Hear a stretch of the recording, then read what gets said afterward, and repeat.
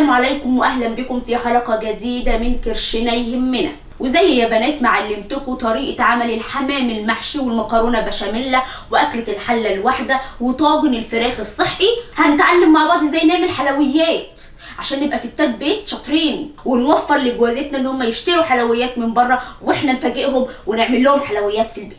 ولو باظت مننا وجي جوزك يقولك فين الحلويات اللي وعدتيني بيها، هتقولي له انا الحلويات. وفي الحلقات الجايه هنعمل كل انواع الحلويات، رز بلبن، تورته فور سيزون، المالتيزر، هعمل لكم المالتيزر. طيب المقادير معانا. اول حاجه لفه جلاش اي نوع، انا جايبه نوع كده مجهول الهويه، وطبعا كل ما كان النوع مجهول الهويه اكتر كل ما كان اوفر واحلى. كده كده يا بنات الشربات هو اللي بيديله طعم، فنوع الجلاش وسعره مش هيفرق في بطننا. خليكي ست بيت موفره وخدي بقيه الفلوس حوشيها في درج الكومودينو اللي تحت كده وخبيها بحاجه. هنجيب معانا اي نوع مكسرات، دول شويه مكسرات عندي من رمضان 2022 مقددين ومجلدين، ولكن في ظل الظروف اللي احنا فيها دهيا مش هرميه، انا ارمي فادي ومرميهوش، وهنستخدمه وهناكله وهننبسط وهنضحك.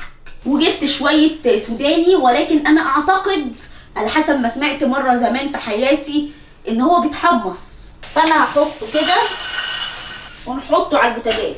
اول حاجه يا بنات هنعملها مع بعض هي الشربات. ليه؟ لان احنا محتاجين الشربات تبقى بارده زي ناس عارفه.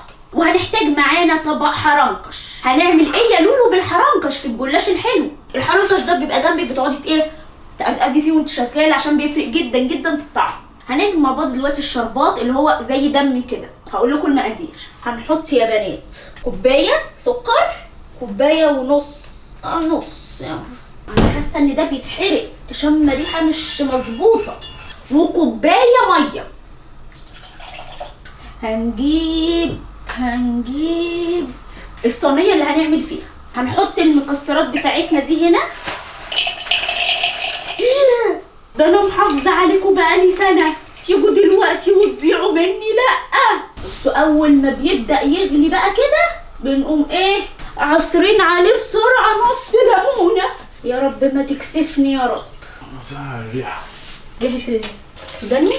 وزي ما انتوا سمعتوا يا جماعه، فادي صاحي من الريحه الخلابه بتاعت الجلاش اللي لسه ما اتعملش. وفي ناس بتقول ان احنا في الاخر ممكن نحط كيس فانيليا، فاحنا ايه مش هنستخسر خالص في الوصفه بتاعتنا عشان تطلع يعني جميله. خليه ايه متكسر مش متفرفت، مش ناعم، متكسر مش متفرفت، يعني متكسر بس مش ناعم. شكلكم هتتعبوني. طبعا الجلاش بتسيبوه لما يفك خالص عشان ما يتكسرش منكم، يعني معلومه بالمفهوميه كده. هنعد ورق الجلاش بتاعنا، ادي 1 2 5 9، فنقسمهم 4 و5. قالوا لك ايه بقى الوصفه دي للناس المستعجله اللي خلقها ضيق زي اللي هي مش بتحطي رقه وتتهني، تحطي رقه وتتهني، لا. امال هنعمل ايه؟ زي ما هتشوفي دلوقتي اهو. هتحطي كده، هترشي كده المكسرات بتاعتك، نسيب شويه عشان نبقى نزين بيهم على الوش، بس ايه تدخلي من الاطراف. هتجيبي كده ال4 رقات، اتني كده اهو، سندوتش سوري معتبر.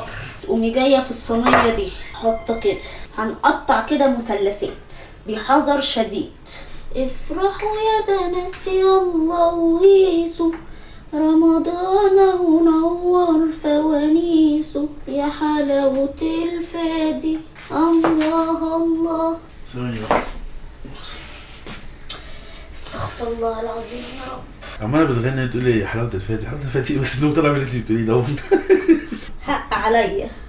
لا يا اختي مش حق عليك. حق عليا. وبعدين حطينا السوداني هنا، هما كانوا حطوا عليه شوية شربات وحطوا قرفة. انا موطيه صوتي عشان فادي ما بيحبهاش، بس هحطها ومش هياخد باله وهياكلها وهيقول حلوه. السوداني ريحته محروق جميل، من جمال ريحته فادي صحي، نفس اللي عملناه هناك. ويو انا متفائله يا جماعه، والله متفائله. الفيديو قالك جلاش في 10 دقايق، انا ليه بقالي ساعة ونص. دي كده الصينية اللي بالسوداني ودي اللي بالمكسرات. هنحط هنا زبدة، حط عليها حتة سمنة، حطهم في الاير فراير يسيحوا. نستنى بقى.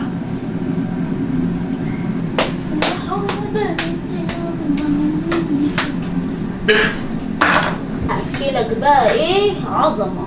ستر سترك يا رب. التركايه بقى قالوا لك ايه، حطي عليها معلقه بيكنج باودر. المحلات الحلويات بتعمل كده يعني بيقولوا. وبعدين هنسقي بقى اللي احنا عملناه ده. ايه ده فار، مش فار، مش فار ماوس يعني، فار يعني. وبعدين بنسيبها شويه تتشرب وندخلها الفرن. يا حلاوتي.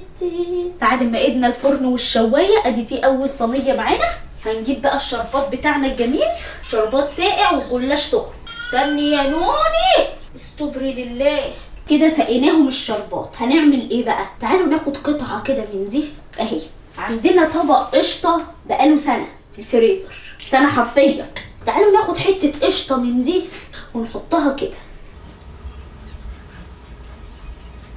ونجيب شويه مكسرات من الباقيين دول ونرش كده. شايفين؟